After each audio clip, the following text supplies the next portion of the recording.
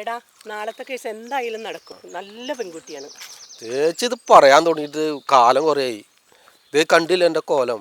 ഇതേ 2 സൈഡും നിറച്ചു തുടങ്ങി. ജാതക പ്രകാരം 3 മാസം കൂടി ഉള്ളൂ. അത് കഴിഞ്ഞാൽ എനിക്ക് കല്യാണം തന്നെ ഉണ്ടാവില്ല. ഇനി ചേട്ടൻ എന്തേ കടവർ കഞ്ഞെന്ന് ഡോക്ടറെ കാണുന്ന വെച്ചിട്ട് കുറച്ച് നാളായി തീരെ സുഖമില്ലാന്നേ. ഇന്നിപ്പോ തിങ്കളാഴ്ച 2 കൽപ്പിച്ച് അങ്ങോട്ട് മുടങ്ങി. ബംഗാളികൾക്കൊക്കെ ഭയങ്കര പണിയാവില്ല. അല്ലല്ല, അത് ഇന്നലെ അവര് പഠിച്ചിട്ട് പോയി. നോക്ക്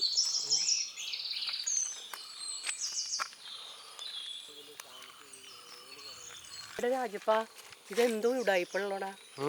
ഇത് കണ്ടില്ലേ, കണ്ണി കണ്ടോടൊക്കെ ഇഷ്ടം പോലെ കിട്ടാണ്ട്. നമ്മൾ മാത്രം എങ്ങനെ നിൽക്കണ്ട്. എന്താ രാജപ്പാ, എന്താ പ്രശ്നം? കണ്ടില്ലേ വണ്ടില് അനാശാസ്യം. വേണ്ട, അതെ ഭാര്യയും ഭർത്താവായിരിക്കും. വേണ്ട വേണ്ട, ഒന്ന് പോ ചേട്ടാ അവിടെ നിന്ന്. ഇത്ര ആടില്ലാത്ത സ്ഥലത്ത് കാറ് കൊണ്ടിട്ടിട്ട് ഇത് തന്നെയാണ്.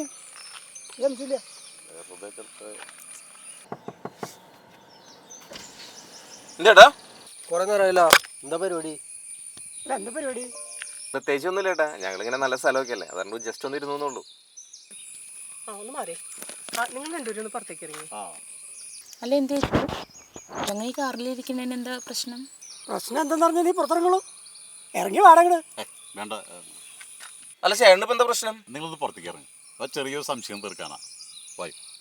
എന്ത് ചേട്ടാ, സദാചാര ഗുണ്ടായിസാണോ? അങ്ങനെയൊന്നുമല്ല, ഇതൊരു നാട്ടിൻപുറമല്ലേ. ശരി എന്നാ.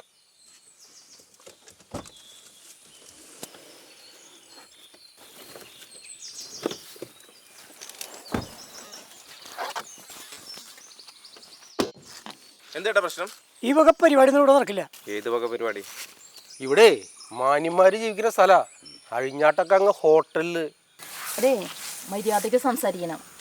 ഇവിടെ നിന്റെ മര്യാദയൊക്കെ ഞങ്ങൾ കണ്ടു. ചേച്ചി എന്താ കണ്ടത്? കണ്ടത് പറഞ്ഞിട്ട് പോയാൽ മതി.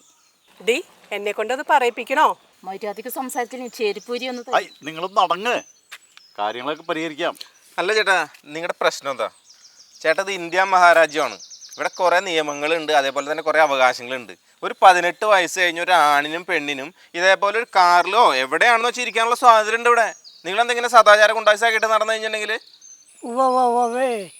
ഞങ്ങളിതൊക്കെ കുറെ കണ്ടിട്ടുണ്ട് കേട്ടാ. അല്ല ചേട്ടൻ ഇപ്പൊ എന്താ കണ്ടത് ഇവിടെ? അത് വേറൊന്നുമല്ല ചേട്ടാ, ഈ ആളൊഴിഞ്ഞ സ്ഥലത്ത് നിങ്ങൾ രണ്ടുപേരും വണ്ടിയിലിരുന്ന് രഹസ്യമായി എന്തോ ചെയ്യുന്നത് കണ്ടപ്പോൾ ഞങ്ങൾക്കൊരു സംശയം തോന്നി, അത്രേ ഉള്ളൂ.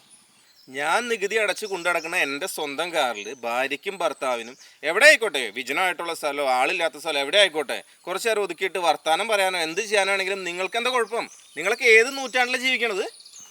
സോറി ട്ടാ, ഭാര്യ ഭർത്താവായിരുന്നോ? സോറി. അപ്പം നിങ്ങൾക്ക് കാര്യങ്ങളൊക്കെ മനസ്സിലായ സ്ഥിതിക്ക് ഇനി ഞങ്ങൾക്ക് പോകാലോ അല്ലേ? ശരിയെന്നാ. ചേച്ചി ഒരുത്തി കാരണ ഇപ്പൊ എന്നെ ഈ കോലത്തിലാക്കിയത്. 15 കൊല്ലായിട്ട് ഇവിടെ പെണ്ണും കിട്ടണല്ലേ ബാക്കിയുള്ളവർക്ക്. എന്നാ പിന്നെ നമുക്ക് വേറെ എവിടെയെങ്കിലും പോവാം.